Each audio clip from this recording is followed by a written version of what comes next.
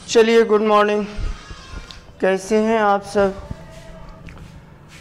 तो चलिए, हम लोग कल पढ़ रहे थे एक्सेल पोजीशन पे इलेक्ट्रिक पोटेंशियल निकाले थे। आज हम लोग इक्वेटोरियल पोजीशन पे इलेक्ट्रिक पोटेंशियल को निकालेंगे। क्लियर है? तो देखिए, निरक्षीय स्थिति में इक्वेटोरियल पोजीशन में कैसे हम लोग इलेक्ट्रिक पोटेंशियल को तैयार करते हैं। देखिए,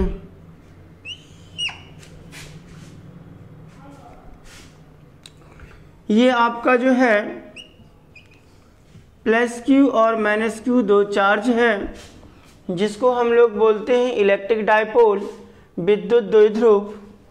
ए पॉइंट पर पॉजिटिव चार्ज, बी पॉइंट पर नेगेटिव चार्ज। दोनों चार्ज एक दूसरे से स्मॉल डिस्टेंस 2l दूरी पर क्या है, सेपरेट किया गया है। विद्युत द्विध्रुव के मध्य बिंदु O से जो है r दूरी पर कोई पॉइंट P लेंगे।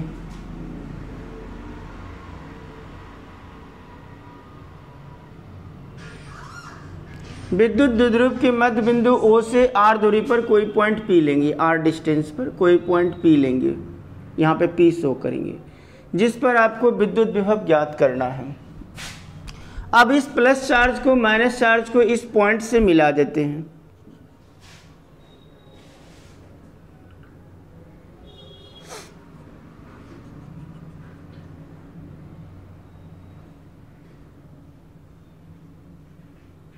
मिला दिए।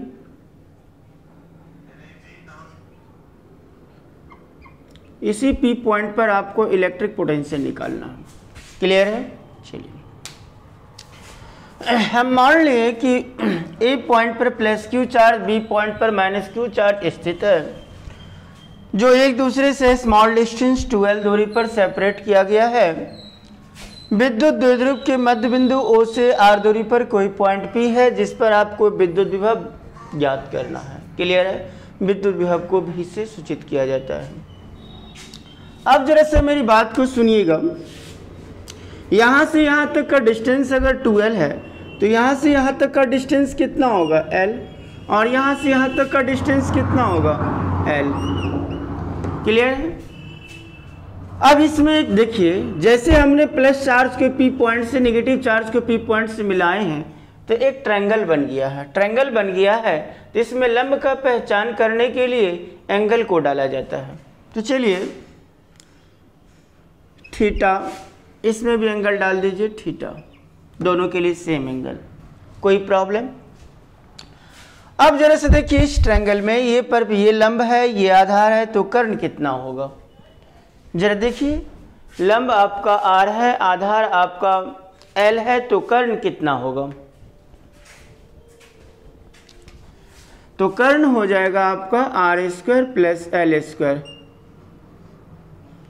हम लोग पढ़े हैं ना, h बराबर होता है p² जोड़ b² पर रूट। तो p के स्थान पे कौन है, r, और b के स्थान पे कौन है, l। r² plus l²। Clear है? कोई दिक्कत? अब इसी प्रकार से इसका डिस्टेंस फॉलो करिए। इसका, इस ट्रायंगल के लिए भी देखिए, लंब आपका r है, आधार आपका l है, तो कर्ण कितना होगा, r² प्लस l²। क्लियर है? फिगर कंप्लीट हो गया। अब आइए, माना कि माइनस क्यू तथा प्लस क्यू दो बिंदुवत आवेश है। माना कि माइनस क्यू तथा प्लस क्यू दो बिंदुवत आवेश है, जो एक दूसरे से अल्प दूरी 2l पर स्थित है, जिसका द्विध्रुव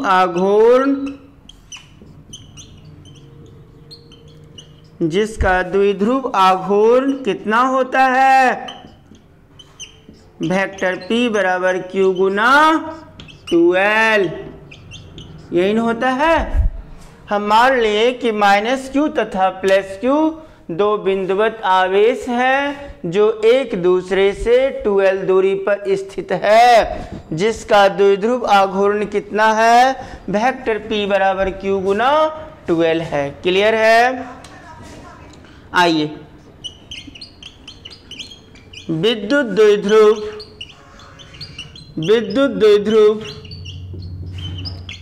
के मध्य बिंदु O से R दूरी पर कोई बिंदु P है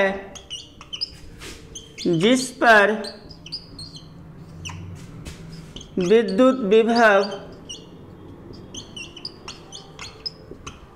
पर विद्युत विभव ज्ञात करनी है। विद्युत द्विध्रुव के मध्य बिंदु O से R दूरी पर कोई बिंदु P है जिस पर विद्युत विभव ज्ञात करनी है। कोई दिक्कत? क्लियर है? तो चलिए अब हम लोग रिजल्ट को तैयार करते हैं।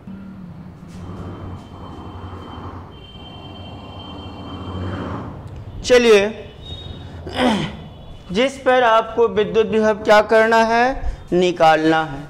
आइए तो हम निकालते हैं, जरा देखिएगा। मिटा दें ऊपर।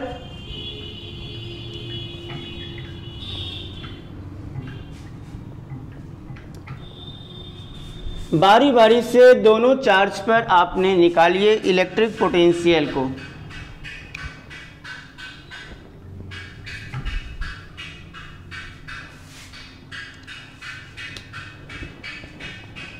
देखिए,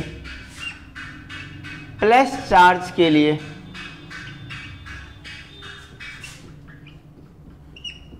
प्लस क्यू चार्ज के लिए हमने पोटेंशियल को तैयार कर रहे हैं।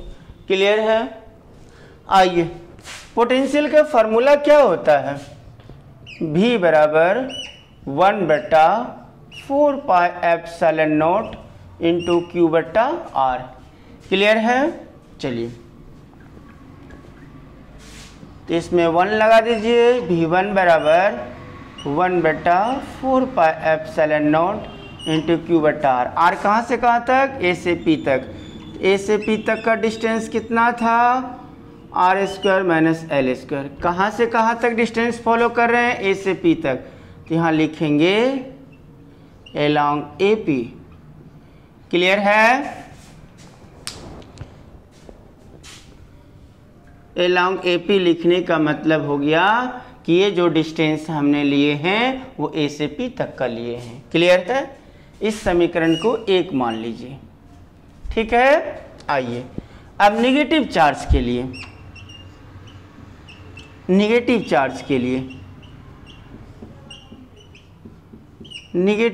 के लिए देखिए,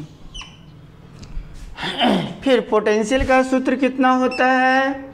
1/4 pi epsilon not into Q बटा R। यही ना होता है?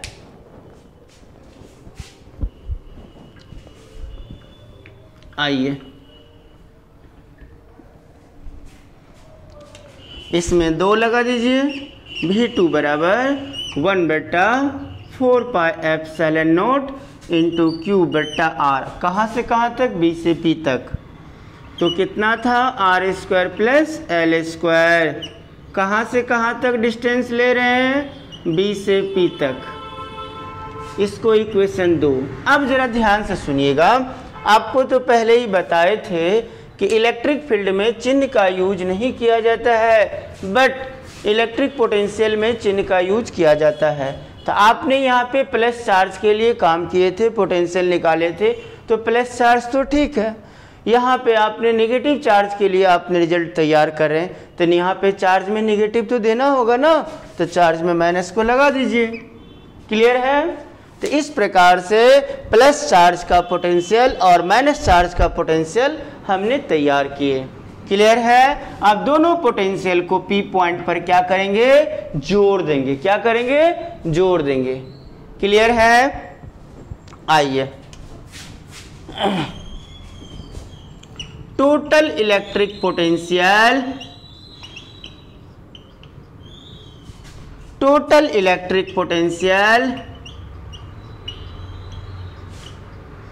at any point P is given by, यानी P बिंदु पर कुल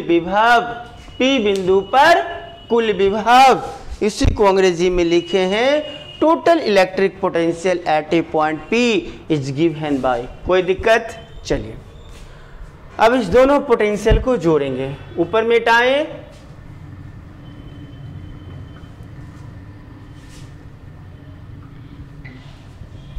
देखिए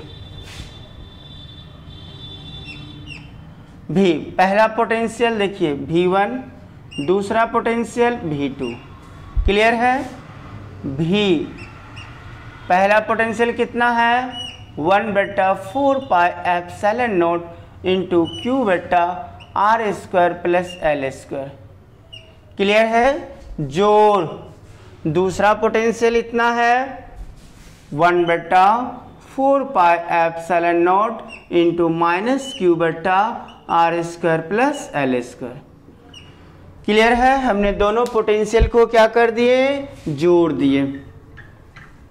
कहाँ पर जोड़े हैं? P पॉइंट पर। तो देखिए अब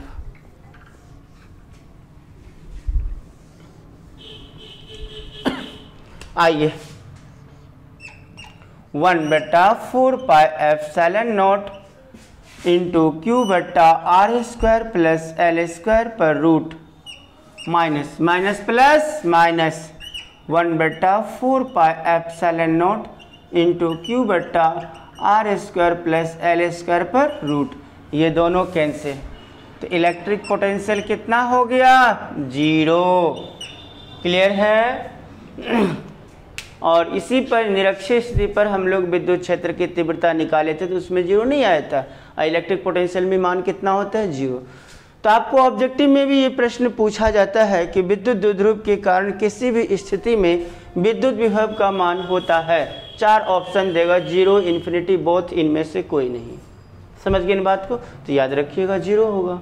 कोई दिक्कत? तो इस प्रकार से आपको इलेक्ट्रिक पोटेंशियल का रिजल्ट तैयार किए।